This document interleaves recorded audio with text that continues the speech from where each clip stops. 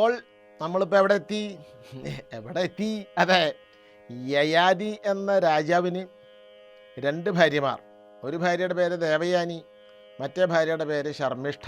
അവ 2 ഭാര്യമാരിലായിട്ട് ദേവയാനിയിൽ 2 മക്കൾ, യദു, തുർവസു. ശർമ്മിഷ്ഠയിലെ ദ്രുഹ്യു, അനുദ്രുഹ്യു, പൂരു. ഇതിൽ പൂരുവിൽ നിന്നാണ് പൗരവ വംശം ഉണ്ടാവുന്നത്. ആ പൗരവ വംശത്തിലാണ് നമ്മുടെ മഹാഭാരതം കഥ. അതിന് കുരുവംശം എന്ന് പേരുണ്ട്. അതിൻ്റെ കാരണം വഴിയെ മനസ്സിലാക്കാം. അവിടെയാണ് മഹാഭാരതം നടക്കുന്നത്. അപ്പോൾ ഈ യയാതിയുടെ മകൻ പൂരുവിന് ശേഷം കുറേ രാജാക്കന്മാർ ഇങ്ങനെ ഉണ്ടായി. അവരുടെ മുഴുവൻ പേര് പറയാവുന്നത് ഈ ലോകത്ത് ആരെ കൊണ്ടും സാധ്യമല്ല. വ്യാസൻ തന്നെ പറഞ്ഞിട്ടുണ്ട്, ഇതിലുള്ള മുഴുവൻ വംശാവലിയൊക്കെ പറഞ്ഞിട്ടുണ്ടാക്കാൻ എളുപ്പമുള്ള കാര്യമൊന്നുമല്ല. വേദവ്യാസൻ ഹിംസെൽഫ് ടോൾഡ്, അദ്ദേഹം തന്നെ പറഞ്ഞിട്ടുണ്ട്. അപ്പോൾ അതിൽ ചില നാഴികക്കല്ല് പോലെ നിൽക്കുന്ന ചില രാജാക്കന്മാരുണ്ട്. അവരുടെ കഥ നമുക്ക് ഉപായത്തിൽ പരിശോധിച്ച് ഇങ്ങനെ പറയാം. അപ്പോൾ ഈ പൂരുവംശത്തിൽപ്പെട്ട രാജാക്കന്മാരിൽ വാതിശ്രേഷ്ഠനും വളരെ ശ്രദ്ധേയനും ആയ ഒരു രാജാവാണ് ദുഷ്യന്തൻ. ദുഷ്യന്തൻ്റെ കഥ, ദുഷ്യന്തൻ എന്ന് പറഞ്ഞാൽ അപ്പോൾ വേറൊരു പേരുകൂടി നമുക്ക് ഓർമ്മ വരും, അത് ശകുന്തളയാ. അതെ, ദുഷ്യന്തനും ശകുന്തളയും. ഈ ശകുന്തള എന്ന് പറയുന്നത് വിശ്വാമിത്രൻ തപസ് ചെയ്തപ്പോൾ വിശ്വാമിത്രൻ്റെ തപസ്സളക്കാൻ ദേവേന്ദ്രൻ വിട്ട മേനക എന്ന അപ്സരത്തിൽ വിശ്വാമിത്രനുണ്ടായ കന്യകാപുത്രിയാണ് ഈ ശകുന്തള. ശകുന്തളയെ വിശ്വാമിത്രൻ്റെ വഴിക്കും പോയി, മേനകയുടെ വഴിക്കും പോയി. ശകുന്തളയെ അവിടെ സ്ഥലത്ത് ഉപേക്ഷിക്കുകയും ശകുന്തം എന്ന് പറഞ്ഞ പക്ഷികളാണ് അത്ര ഈ ശകുന്തളയെ, ഈ കുട്ടിയെ രക്ഷിച്ചത്. അങ്ങനെ കണ്വാശ്രമത്തിലെത്തി. കണ്വാശ്രമത്തിൽ വളർന്ന ശകുന്തളയെ ദുഷ്യന്തൻ കാണണം. മലയാളത്തിൽ സിനിമ ഇറങ്ങിയിട്ടുണ്ടല്ലോ, കുഞ്ചാക്കോ സംവിധാനം ചെയ്ത ശകുന്തള. അതിൽ പാട്ടുണ്ടല്ലോ, എന്തെന്ന്, മാലിനി നദിയിൽ കണ്ണാടി നോക്കും മാനേ പുള്ളിമാനേ, ആരോടും പോയി പറയരുതി കഥ മാനേ പുള്ളിമാനേ. അതിലുള്ള ആ പാട്ട് വയലാറിൻ്റെ വരികൾ, ദേവരാജ മാഷയുടെ സംഗീതം. അതിലെ വരികളിൽ വെച്ചിട്ടുള്ള കവിത ഉണ്ടല്ലോ, എന്തെന്ന്, നിൻ പ്രിയ സഖിയുടെ ചഞ്ചലമിഴിയുടെ നിത്യകാമുകനല്ലോ ഞാൻ, നിത്യകാമുകനല്ലോ മാലിനി നദിയിൽ. അങ്ങനെയാണ് പോകുന്നത്. നിൻ ചൊടിയിടയിലെ കുങ്കുമമണിയണമെൻ്റെ കവിൾ തടമാകെ. എന്താ ഇതിൻ്റെ അർത്ഥം നിങ്ങൾ ഊഹിച്ചാൽ മതി. അതെ, നിൻ ചൊടിയിണയിലെ കുങ്കുമമണിയണമെൻ്റെ കവിൾ തടമാകെ. അതെ, അപ്പോൾ ഇങ്ങനെ മനോഹരമായ കവിത. അതും അത്ര പ്രിയതമാ പ്രണയലേഖനം എങ്ങനെ എഴുതണം, മുനികുമാരികയല്ലേ ഞാനൊരു മുനികുമാരികയല്ലേ, ചമതമുറിക്കും കൈവിരലുകളാൽ ഹൃദയ തമ്പുരുവെങ്ങനെ മീട്ടും, പ്രണവം ചൊല്ലും ചുണ്ടുകളാൽ ഞാൻ പ്രേമകാകളി എങ്ങനെ മൂളും.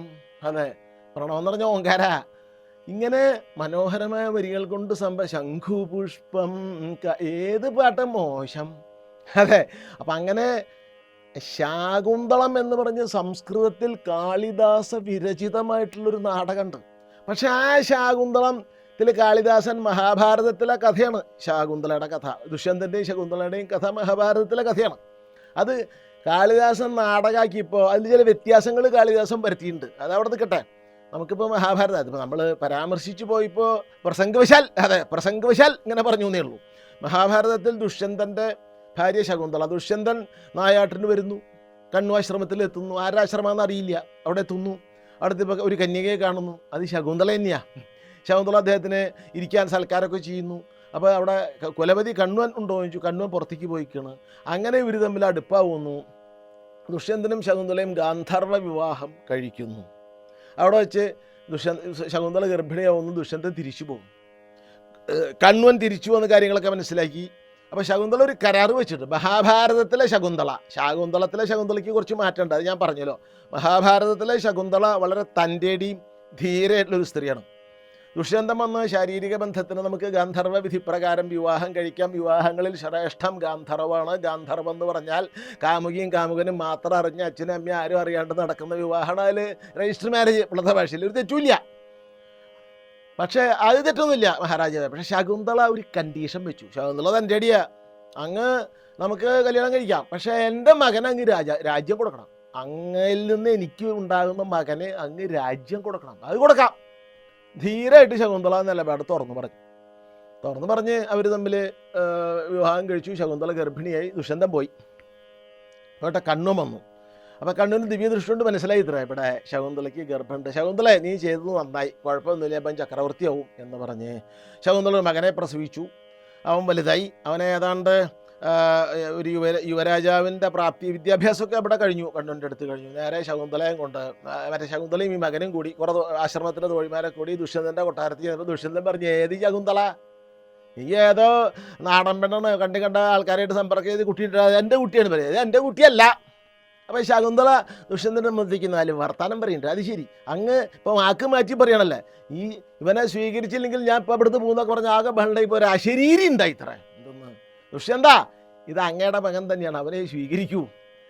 അപ്പോൾ ദുഷ്യന്തൻ പറഞ്ഞു, എനിക്കിത് അറിയാം, ഞാൻ ഇപ്പം സ്വീകരിച്ചാൽ ഈ അശരീരി കേട്ടു സ്വർഗത്തിൽ നിന്ന് മോളിൽ നിന്ന്, അശരീരി ഇൻകോർപ്പോറിയൽ വോയിസ്, ശരീരമല്ലേ ശബ്ദമേ ഉള്ളൂ. അതല്ല ശരീരി, ശബ്ദമുള്ളൂ, ശരീരമില്ല, ആരാ പറഞ്ഞതെന്ന് അറിയില്ല. അത് കേട്ടില്ലെങ്കിൽ ഇവളെ പത്നിയായിട്ട് സ്വീകരിച്ചാൽ ജനങ്ങൾ ഇവളെ പറ്റി അപവാദം പറയും, എന്നെ പറ്റി അപവാദം പറയും. എനിക്കറിയാം ഇതെൻ്റെ മകനാണ്. ശകുന്തളെ ഞാൻ ഗാന്ധർവ വിവാഹം കഴിച്ചിട്ടുള്ളത് എനിക്കറിയാം. ഗാന്ധർവം എന്ന് പറഞ്ഞാൽ വേറെ ആർക്കും അറിയില്ല, അതാണല്ലോ ഗാന്ധർവ വിവാഹം. അപ്പോൾ ഇങ്ങനെ ഒരു ഈശ്വരീയമായ അപ്രൂവൽ അതിനുണ്ടാവാൻ വേണ്ടിയാണ് ഞാൻ ശകുന്തളയും മകനെയും തള്ളി പറഞ്ഞ് ശകുന്തള അത് പുറക്കണം എന്നൊക്കെ പറഞ്ഞ് ആ കുട്ടിയെ അങ്ങനെ ഇവരായിട്ട് അഭിഷേകം ചെയ്തു. അവൻ്റെ പേരാണ് ഭരതൻ എന്നാണ്. അപ്പോൾ ദുഷ്യന്തൻ്റെയും ശകുന്തളയുടെയും മകൻ്റെ പേരാണ് ഭരതൻ. ആ ഭരതൻ രാജ്യം ഭരിച്ചത് കൊണ്ടാണത്രേ നമ്മുടെ നാടിന് ഭാരതം എന്ന് പേര് വന്നത്. ഭാരതം എന്ന് പേര് വരാനുള്ള കാരണം ഭരതൻ രാജ്യം ഭരിച്ചു. ഏത് ഭരതൻ? രാമായണത്തിലൊരു ഭരതനുണ്ട്, ആ ഭരതൻ രാജ്യം ഭരിച്ചിട്ടില്ല. ശ്രീരാമൻ്റെ പ്രതിനിധിയായിട്ട് പാതുകം ചെരുപ്പ് വട്ടാഭിഷേകം ചെയ്തിട്ട് അദ്ദേഹം രാജ്യം ഭരിച്ചു. അദ്ദേഹം രാജ്യം ഭരിച്ചിട്ടില്ല. ഈ ഭരതൻ, ശകുന്തളയുടെയും ദുഷ്യന്തൻ്റെയും മകൻ ഭരതൻ. അപ്പം അങ്ങനെ ഭരതൻ ഉണ്ടായി.